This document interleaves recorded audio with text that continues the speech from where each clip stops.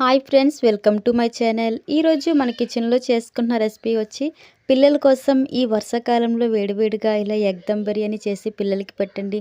పిల్లలు ఎంతో ఇష్టంగా తింటారు. ఎలా ప్రిపేర్ చేసుకోవాలో చూద్దాం. ఫస్ట్ ఇక్కడ ఒక బౌల్లోకి ఉడికించుకున్న 3 కోడిగుడ్లను వేసుకొని కొద్దిగా ఆయిల్ వేసి కొద్దిగా పసుపు కారం వేసుకొని దోరగా ఫ్రై చేసుకోవాలి. ఇలా బాగా ఫ్రై అయిన తర్వాత వీటిని తీసి పక్కన పెట్టుకోవాలి. అదే కడాయిలో కొద్దిగా ఆయిల్ వేసుకొని హోల్ గరం మసాలాలు వేసుకొని అలాగే సన్నగా తరిగిన ఒక కప్పు ఉల్లిపాయలు వేసుకొని ఈ ఉల్లిపాయలు బ్రౌన్ కలర్ వచ్చేంత వరకు కూడా ఫ్రై చేసుకోవాలి. ఇలా బ్రౌన్ కలర్ వచ్చిన తర్వాత 2 టీ స్పూన్ల అల్లం వెల్లుల్లి పేస్ట్ వేసుకొని అల్లం వెల్లుల్లి పేస్ట్ పచ్చివాసన పోయేంత వరకు కూడా ఉడికించుకోవాలి. తర్వాత ఇందులోకి 2-3 టమాటాలతో ప్యూరీ తీసుకున్న టమాటా ప్యూరీని వేసుకొని ఈ టమాటా పచ్చివాసన పోయేంత వరకు ఫ్రై చేసుకోవాలి. ఇందులో కొద్దిగా పసుపు కారం ఉంటే గరం మసాలా లేకపోతే బిర్యానీ మసాలా వేసుకొని బాగా ఫ్రై చేసుకోవాలి.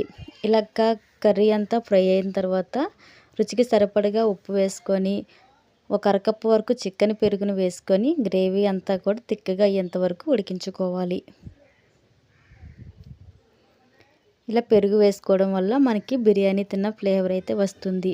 ఇలా పెరుగు వేసుకున్న తర్వాత మొత్తం కూడా బాగా కలుపుకొని బాగా దగ్గరగా అయ్యేంత వరకు ఉడికించుకొని అందులో మనం ఫ్రై చేసుకున్న కోడిగుడ్లను కూడా వేసుకొని బాగా కలుపుకోవాలి. ఇప్పుడు ఇందులోకి మనం ఉడికించుకున్న రైస్ని వేసుకుందాం. ఇప్పుడు ఇందులోకి ఉడికించుకున్న రైస్ మొత్తం కూడా వేసేసుకోవాలి.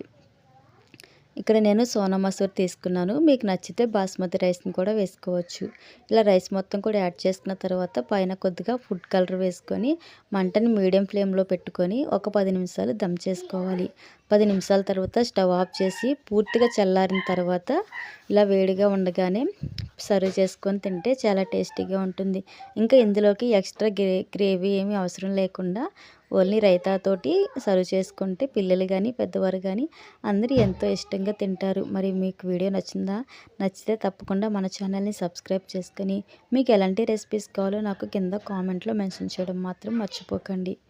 ఇలా అన్ని రెసిపీస్ ఇంట్లోనే చేసి పిల్లలకి పెట్టండి. సాధ్యమైనంత వరకు ఇంట్లోనే ఉండండి. Thank you for watching.